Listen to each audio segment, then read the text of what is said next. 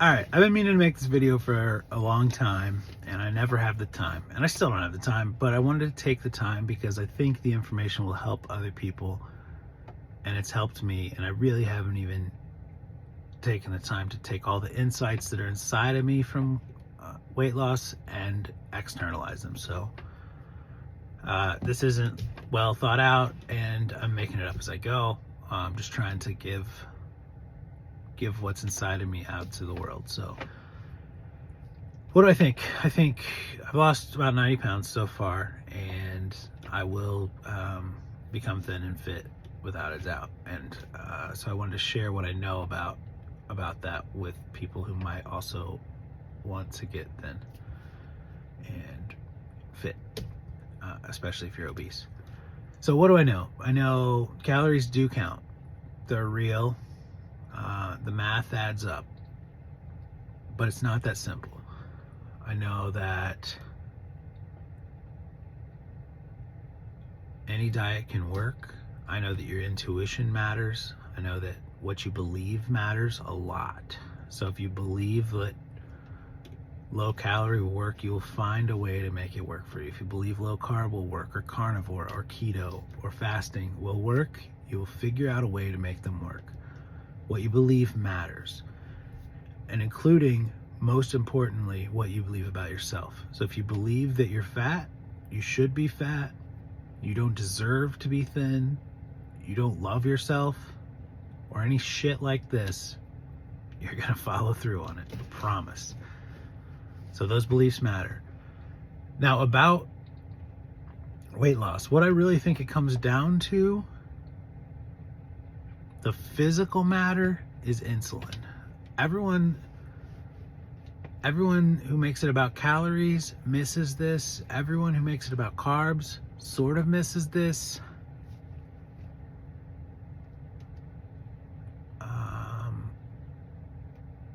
Yeah, so it's about, I think you could think of it like a swimming pool, your blood. So your blood is like a swimming pool. If you're metabolically well, then it's pretty close to crystal clear. And if you thought of insulin as like black paint,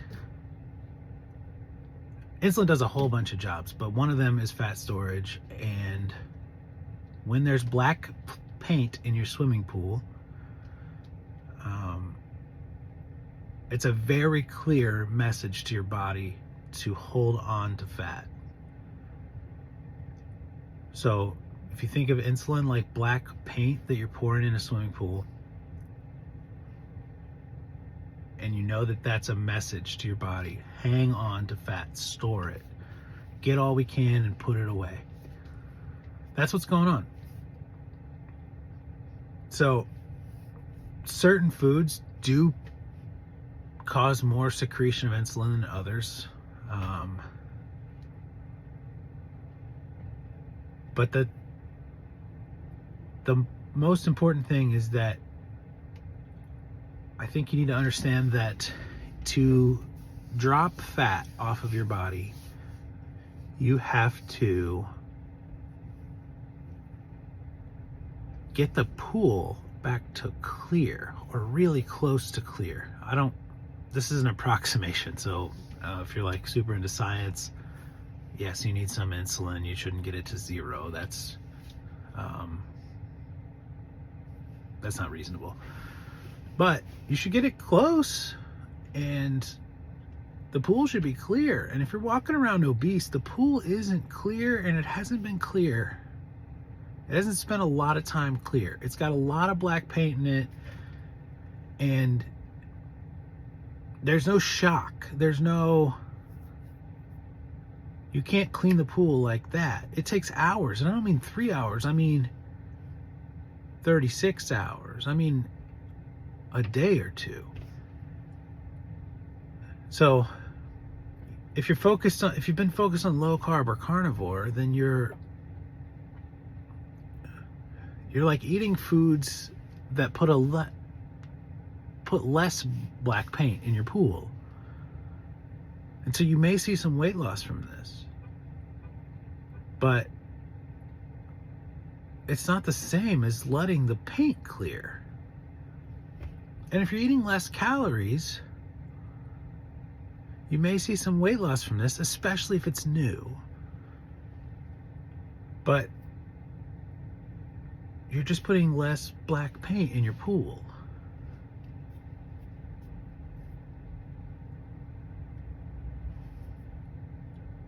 If you want it to clear, there's a really, like, your body has a filter system just like a pool. And it'll come down. It'll get the black paint out, but you have to give it some time. And I don't mean time without eating. I don't mean time just eating meat. I mean time with nothing. It's just got to clear the black paint. And the more that you eat, the more frequently you eat, the more foods that convert to glucose that you eat, and the hungrier you feel, the higher your black paint or insulin is. And there are people, I know there are people who can't get into ketosis in 5 days of fasting. This is just how high your insulin is. That insulin has to come down before ketones go up. So, I don't think you need to think about insulin or ketones. But I think what you do need to know is that if you're fat,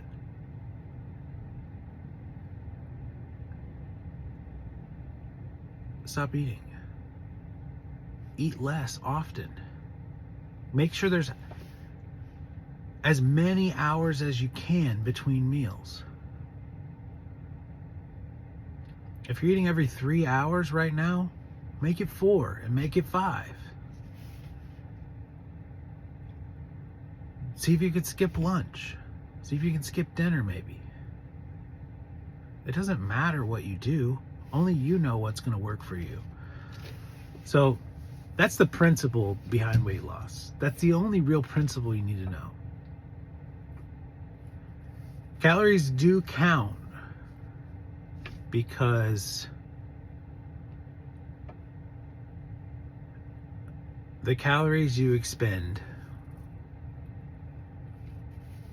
when they're greater than the calories that you take in, you will lose fat. But there are so many processes around that tracking it is like literally futile. You should not do it. I don't want to say there's no benefit to it, because you can learn a lot about how much energy is in certain foods. So I wouldn't say it's worthless, but it's not like the way. What else do I want to say?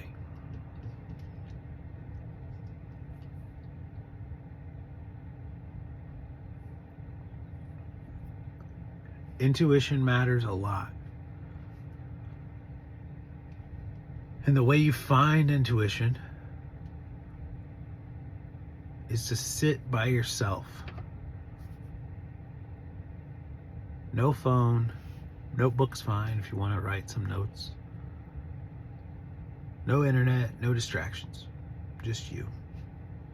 As long as you can. Longer the better. If you can set aside 2 hours to just be by yourself. The insights you'll get are insanely good. So do that.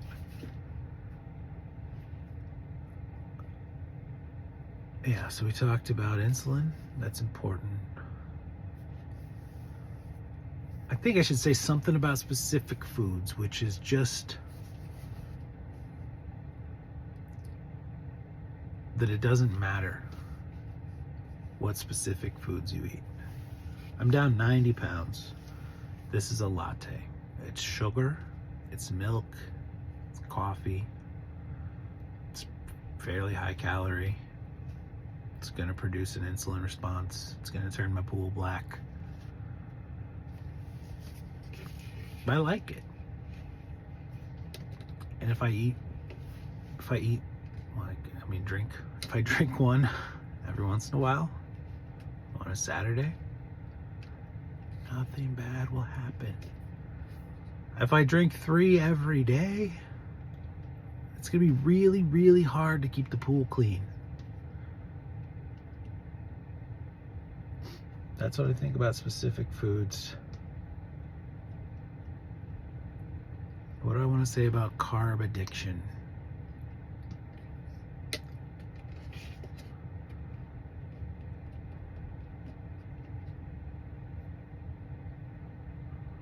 I think it's the thing that you know if you have, which is just my way of saying you should figure it out for yourself. So do the 2 hours. Get a notebook and write out why you think you have it or why you think you don't. I wouldn't rely on some doctor to tell you you're addicted. There are lots of great doctors. I have nothing against doctors, but I believed I had a carbohydrate addiction for a long time. I don't think they're particularly more addictive to me than anyone else. I mean, they're delicious, and some people think gambling's delicious, and some people think all the other addictions are just as delicious. So, like, are they addictive? Sure, yeah. I mean, I guess so. Anything that you like can be addictive. That's just the nature of the world. But to the extent you believe you're addicted, you will be addicted. So, I don't know. Just be careful with what you call yourself. You don't have to be addicted.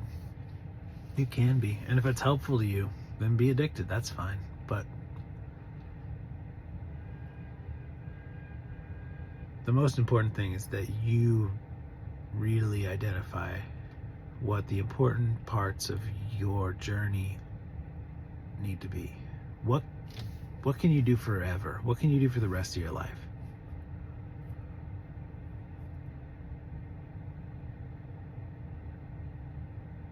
And then do that.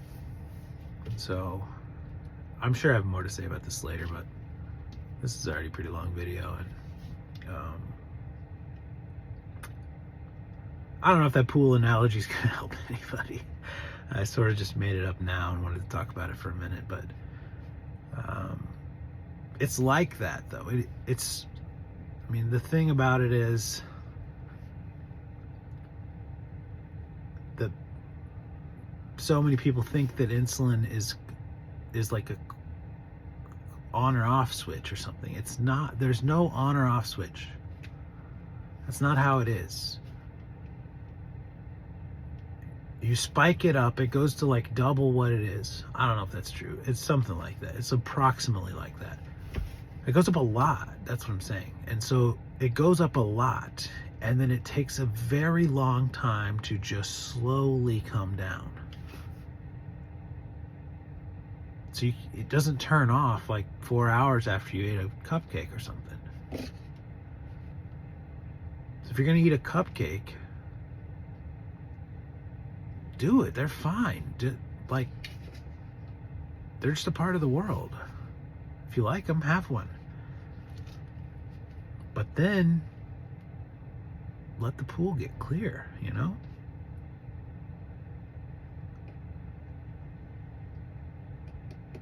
I hope that helps. It's helped me a lot, and it's gonna help me even more. So I hope it helps you too.